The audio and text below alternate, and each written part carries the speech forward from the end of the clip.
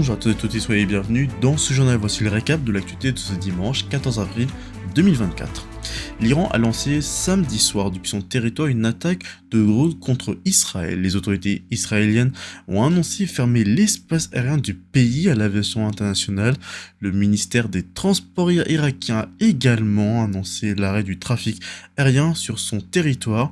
Le premier ministre israélien Benjamin Netanyahou avait assuré que son pays était préparé à une quelconque attaque directe de l'Iran. Pour rappel, après l'attaque contre l'ambassade iranienne à Damas en Syrie le 1er avril par Israël, l'Iran avait menacé de lancer une attaque importante contre Israël dans les jours à venir, une menace réellement prise au sérieux par les États-Unis qui craignent une extension du conflit au Moyen-Orient, mais a réaffirmé le soutien de l'Israël. Restez connectés sur nos différentes plateformes pour suivre l'actualité. Est-ce une première réponse face à la violence dans le milieu scolaire peu après la mort d'une adolescente à Viry-Châtillon et le passage à tabac de Samara à Montpellier? Le ministre de l'Éducation nationale, Nicole Belloubet, s'est dit favorable à l'instauration d'une pause numérique dans les collèges.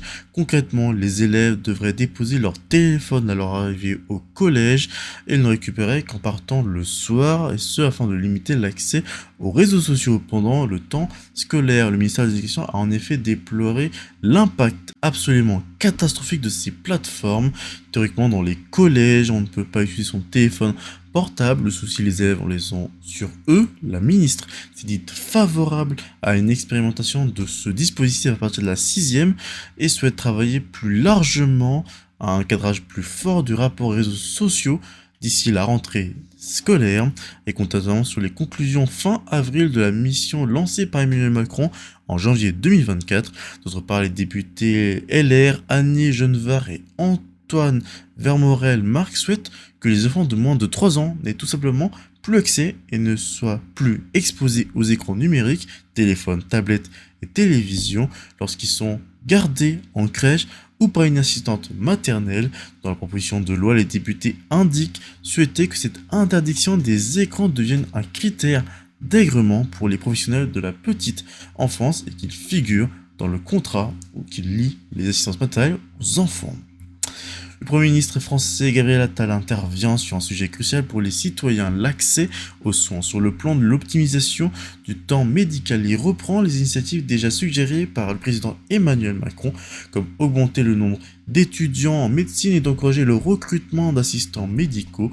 En nouveauté, il propose un système où les patients pourraient consulter directement une spécialiste sans passer par un généraliste sur une base expérimentale. Il réaffirme également sa volonté de responsabiliser les patients en envisageant une pénalité pour ceux qui manquent d'un rendez-vous médical sans l'annuler préalablement. Enfin, il modifie le programme Mon Soutien Psy pour rendre l'aide psychologique plus accessible et attractive en augmentant la rémunération des psychologues participants en proposant des mesures pour réduire le reste à charge pour les patients. Une agression au couteau a eu lieu à Bordeaux près du Miroir d'eau le 10 avril, le soir de l'Aïd al-Fitr, marquant la fin du Ramadan. Les victimes sont 2 hommes, un mort et un blessé, l'un sans domicile fixe et l'autre aidé par une association pour migrants, tous deux originaires d'Algérie. L'agresseur, un demandeur d'asile afghan de 25 ans, a reproché aux victimes leur consommation d'alcool pendant l'Aïd. Après une interrogation initiale où les victimes ont réagi en jetant des canettes, l'agresseur est revenu avec un couteau et les a poignardés. Alerté, la police est intervenue et a abattu l'assaillant lorsque ce dernier les a menacés avec son couteau.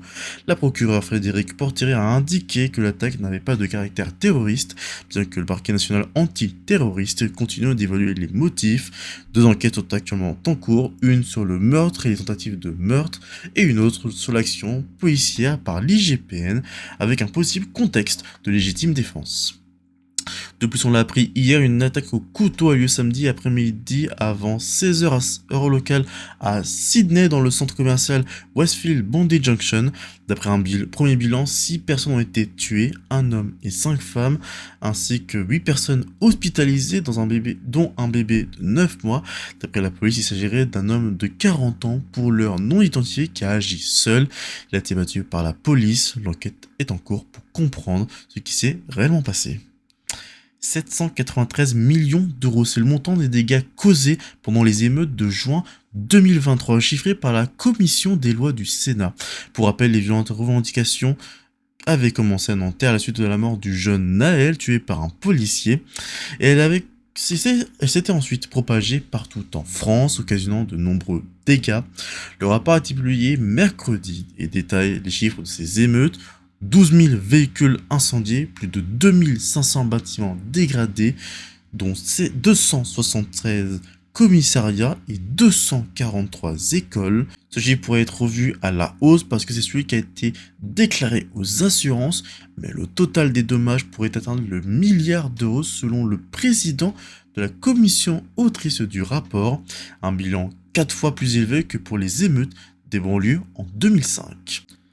L'eau de la Seine sera baignable pour permettre la tenue des épreuves l'été prochain. C'est la promesse de la préfecture de Paris qui est parue lundi 8 avril dans un communiqué pour la qualité de l'eau de la Seine. En effet, cette communication fait suite à les révélations de l'ONG Surfrider Foundation de l'état alarmant des eaux de la Seine en indiquant la présence de plusieurs bactéries à des niveaux qui dépassent les normes fixées par la Fédération internationale de natation. D'après la préfecture de Paris, il précise que les unités de désinfection des usines de traitement de l'eau n'étaient pas en fonctionnement lors des prélèvements réalisés par Surfrider entre septembre 2023 et mars 2024 et assure qu'elle serait mise en activité au deuxième trimestre.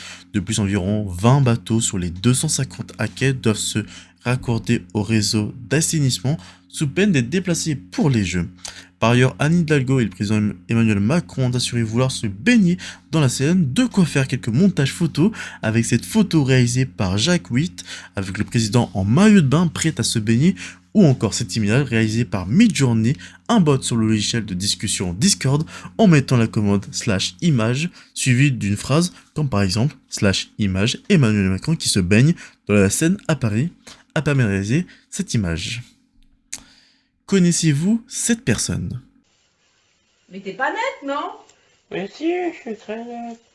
Il s'appelle Baptiste Moreau, il a 29 ans et il a été connu grâce à cette vidéo de 2017 et qui a fait un buzz improbable. Le plus improbable dans cette histoire est qu'il a officiellement été désigné comme l'un des porteurs de la flamme olympique. Mais si, je suis très net.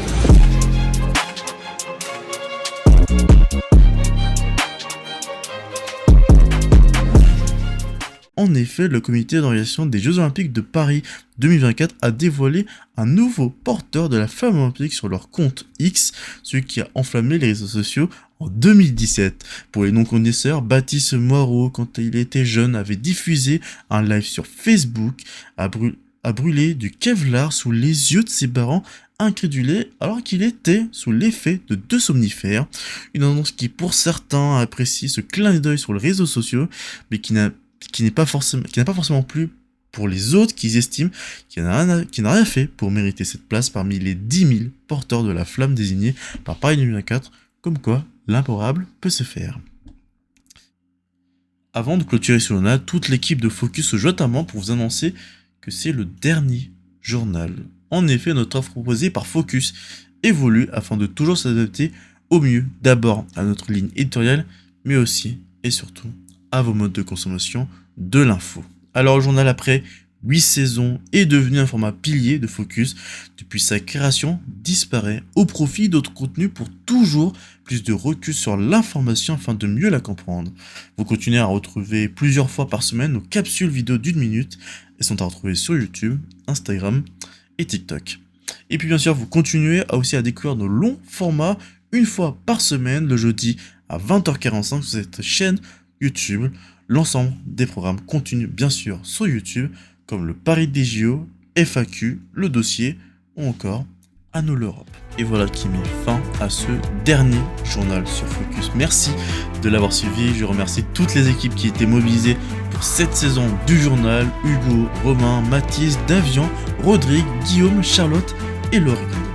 Comme d'hab, l'actualité continue sur focus-lemedia.fr ainsi que sur le compte X, Insta et TikTok @focus_lemedia pour la suite de l'actualité. On se retrouve bien sûr très prochainement sur Focus d'autres contenus. C'était Théo et toute l'équipe. Ciao.